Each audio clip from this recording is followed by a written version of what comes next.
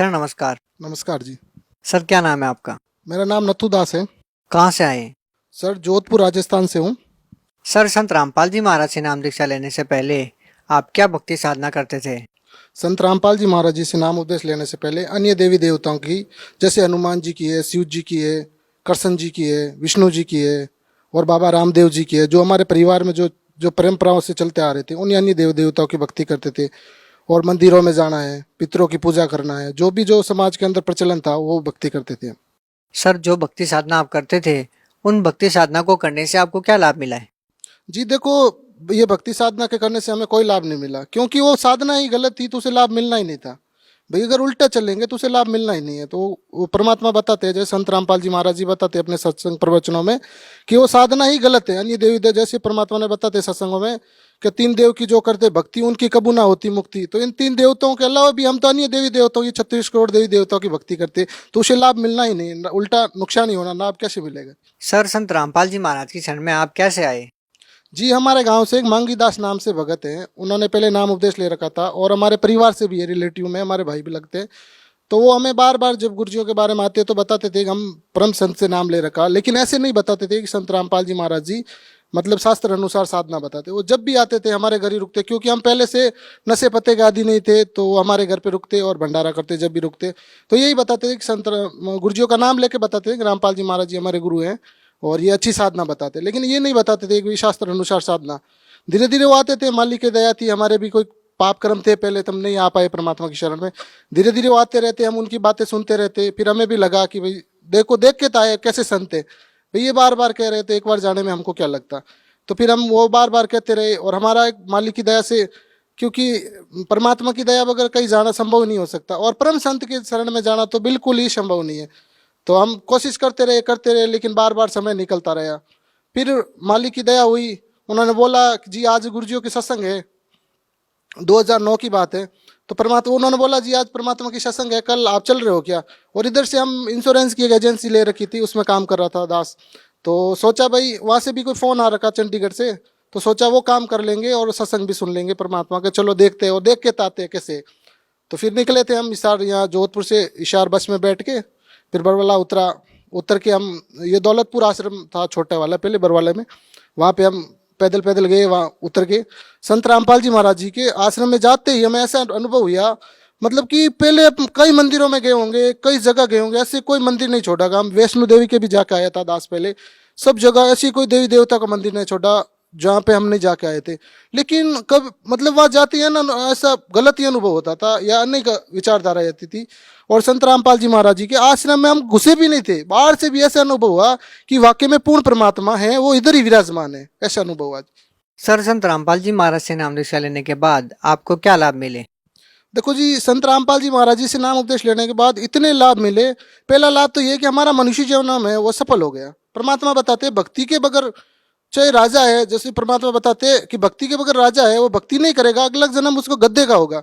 और जो राजा रानी मतलब राजाओं की रानी है, जो महलों में रहती है, अच्छे कपड़े पहनती है, काजू किशमिश के हलवे खाती है, ठीक है ना, तो वो भक्ति नहीं करेंगे ना, तो भक्ति नहीं करे, अगला जन्म कुतिया का होगा। और एक मतलब टूक के लिए सरायों के बाहर सराय करेगी और एक टूक के लिए तरसेगी। और जो सराय में रुके यात्री है वो एक टूक फेंकेंगे, जो मतलब कि भरा हुआ होगा इस मिट्टी से, कंकड़ लगे हुए, वो भी खाने को तरसेगी। एक भक्ति के कारण परमात्मा कहते हैं ऐसी दुर्गति होती है। तो परमात्मा ने इतने लाभ दिए जी। देखो पहले दास ये पढ़ता था 8वीं क्लास में, तब एक संत के रूप में, मतलब जिंदा महात्मा के रूप में परमात्मा आए थे, इस दास को मिले थे और बोला था बेटा, उस समय दास ये रामदेव जी की भक्ति करता था और मंदिर में पूजा करता था, मतलब मंदिर में रोज अगरबत्ती करना मेरा नित्य नियम था, रोज जाना था सुबह शाम, और गट टंका बजाना, घंटोरा बजाना, ठीक है। तो परमात्मा आए थे, बोले थे बेटा तू एक ऐसे अन्य भक्ति करेगा जो सबसे अलग होगी। तो ये दास सोचता था अन्य भक्ति क्या, अभी रामदेव जी की नहीं होगी और किसी देवता की हो सकती है, ये सोचता रहता बार बार। लेकिन वो मुझे दिमाग में नहीं आया कि अन्य भक्ति ही है परमात्मा की। अब पता चला संत रामपाल जी महाराज की शरण में आने के बाद ये पता चला कि अन्य भक्ति ही है। बाकी तो पहले नकली भक्ति करते थे हम, वाकई में पूरी नकली थी जी, उससे कोई फायदा नहीं होना। जी शारीरिक लाभ है, परमात्मा मेरे को स्वस्थ कर दिया, एक शारीरिक लाभ है परमात्मा की दया से। दास जब सत्संग में जाने की तैयारी थी और उस दिन मेरे गले में कोई इन्फेक्शन हो गया था, तो इन्फेक्शन होते ही मैं डॉक्टर के पास गया, एमडीएम है या मथुरा दास माथुर जोधपुर के अंदर।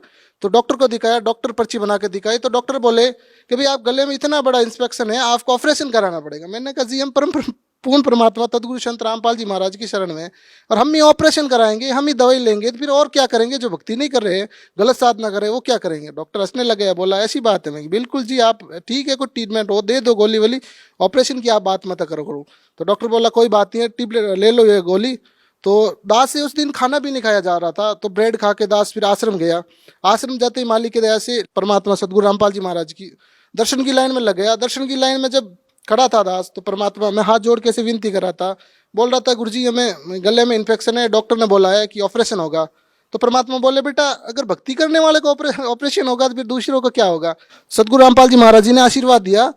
तो हमने भंडारे में जाके जी कम से कम 5 और 6 रोटी खाई थी मालिक की दया से, और परमात्मा सदगुरु रामपाल जी महाराज की दया से 5 और 6 रोटी खाई थी। और इनके अलावा परमात्मा ये दास को सदगुरु रामपाल जी महाराज पूर्ण परमात्मा है। और इस दास को मतलब ये रामदेवरा जो मेला चल रहा है ना, उस मेले में परमात्मा 2014 की बात थी, दास घर से आ रहा था बाइक से, तो परमात्मा मतलब जिंदा महात्मा के रूप में आके दास को मिले थे, और ये प्रचार कर रहा था दास ज्ञान गंगा का। तो मैंने सोचा भाई ये जो रामदेवरा लोग जा रहे हैं पैदल, तो ज़्यादा झुंड में होते वो तो सुनते नहीं परमात्मा की कोई चर्चा, एक अकेले जा रहे थे। तो मैंने बोला इनसे चर्चा करते बाबा जी से। तो मैंने बोला बाबा जी देखो ये पुस्तक है ज्ञान गंगा है, पूर्ण परमात्मा तत्वदर्शी संत रामपाल जी महाराज आए हुए हैं, ठीक है ना, उनका सत्संग है, ये पुस्तक पढ़ो, इसमें पूर्ण परमात्मा की जानकारी दी हुई है।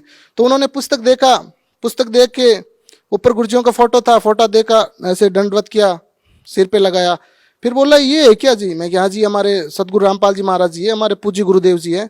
तो बोले अच्छा ठीक है जी, तो मेरे को भी चलना पड़ेगा इनकी शरण में? मैं कि जी देखो आपको क्या, पूरे विश्व को इनकी शरण में चलना पड़ेगा, क्योंकि पूर्ण परमात्मा की शरण में पूरे विश्व को आना ही पड़ेगा, चाहे कैसे भी आओ। तो बोले ठीक है जी मैं भी चलूंगा। ऐसे कह के मेरे सामने से अंतर ध्यान हो गए, तो मुझे एकदम पूरा हुआ, मैंने कि जी परमात्मा ही थे, और मैं इनको दंडवत भी नहीं कर पाया, फिर एकदम रोम रोम खड़े हो गए थे मेरे जी। और बहुत से लाभ मिले जी, परमात्मा किले पे सेवा चल रही थी, जोधपुर किला मेहरानगढ़ दुर्ग है, वहाँ भी परमात्मा के दर्शन देके गए थे। इनके अलावा मालिक की दया से ये दास है ना, पहले 2 नंबर का काम करता था, जिसमें अफीम ये डोडे आते। परिवार वाले को पता भी नहीं था दास के बारे में कि ये क्या कर रहा, परिवार वाले सोच रहे थे ये दास पढ़ाई कर रहा, लेकिन मालिक कहते हैं ना कि कुसंगत के कारण आदमी गलत रास्ता पकड़ लेता।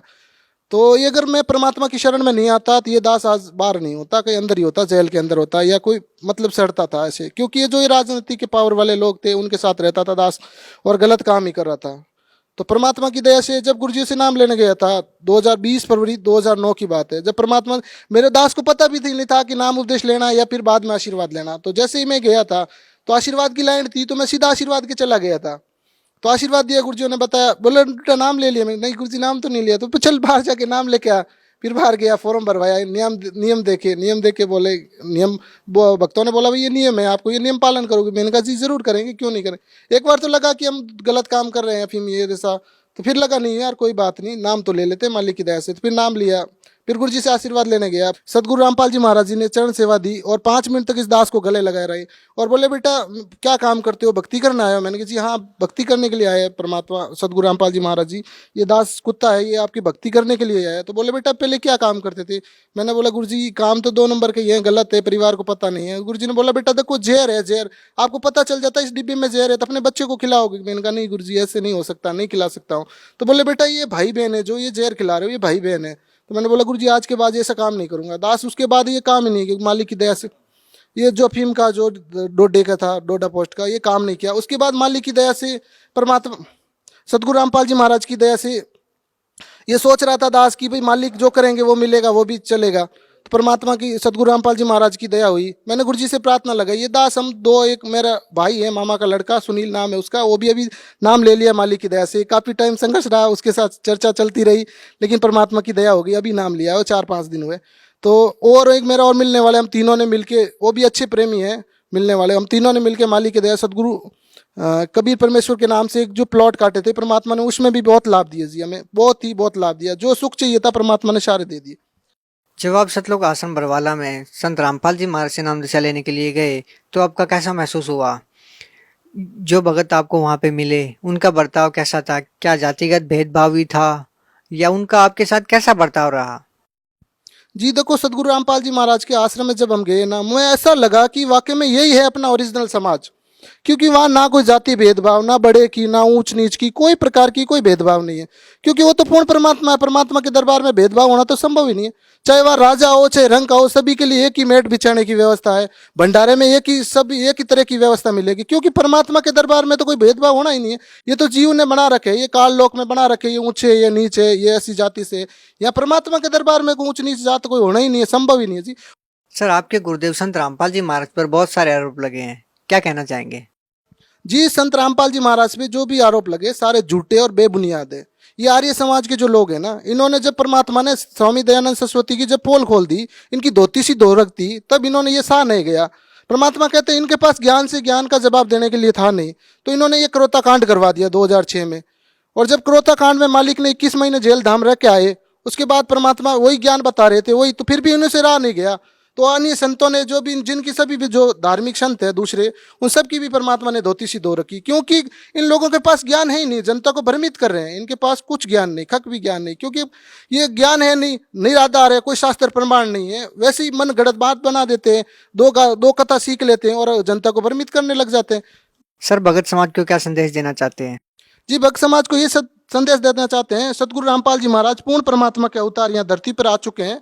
और आप अपन ये मनुष्य जन्म बर्बाद हो गए ना, फिर नहीं मिलेगा। परमात्मा कहते हैं युगों युगों के बाद कोई सहयोग बनता है ये परमात्मा की भक्ति का, और वो सहयोग अगर गंवा दिया ना हमने, तो फिर नहीं मिलने वाला भाई। परमात्मा कहते हैं ऐसा समय बोर नहीं आता है बार बार, ऐसा समय बार बार नहीं आता जी। सर, ऐसा कहा जाता है कि जब संत रामपाल जी महाराज नाम दीक्षा देते हैं तो वहां पर पैसे लिए जाते हैं, क्या ये सत्य है?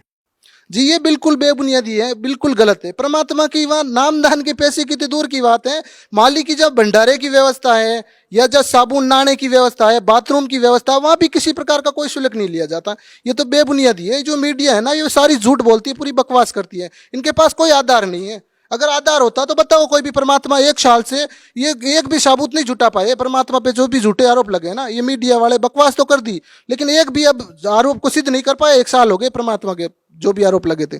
सर, संत रामपाल जी महाराज के बारे में ये भी कहा जाता है कि संत रामपाल जी महाराज अन्य धर्मगुरुओं की निंदा करते हैं, सर क्या कहना चाहेंगे? जी देखो, परमात्मा सदगुरु रामपाल जी महाराज जी फरमाते हैं कि भाई जो बैंक का मैनेजर होता है उसकी फर्ज बनता है, उसकी ड्यूटी बनती है कि ये नकली नोट है या असली नोट है, उनकी पहचान कराना। तो संत गुरु रामपाल जी महाराज जी ने तो अपने दोनों नोटों की पहचान करा दी कि भाई ओरिजिनल ज्ञान है और ये डुप्लीकेट ज्ञान है। आप जनता स्वयं पहचानो और स्वयं निर्णय कर लो। परमात्मा ने जनता पे छोड़ दिया, भाई जनता स्वयं निर्णय कर लो। ये शास्त्र अनुसार प्रमाण है, चारों वेद है, गीता है, पुराण है, बाइबिल है, कुरान शरीफ है, 18 पुराण है, सारों का सारांश है। और ये नकली संत है जिनका कोई आधार ही नहीं, कोई सिर पैर ही नहीं है, और नकली ज्ञान दे रहे हैं। तो ये इसको निंदा नहीं कह सकते, ये सच्चाई है, ये निंदा नहीं है। सर, बहुत बहुत धन्यवाद। साहिब जी।